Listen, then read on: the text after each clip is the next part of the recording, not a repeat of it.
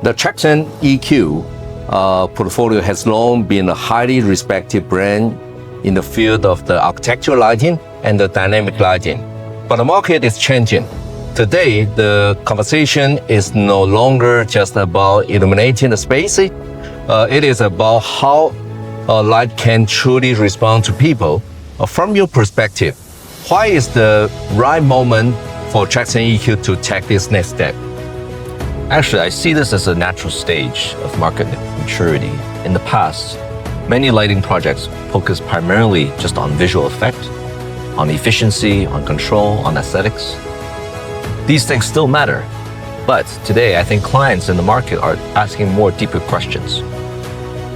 Beyond just looking good, does the space actually serve the people who are using it? Does it support their work, their rest, their circadian rhythm, emotion, their experience, and even better, operation? For Traxon EQ, we do not think and we do not want to stop at controllable light. We want to move toward light that can just understand people, respond to context, and be validated in terms of its actual impact.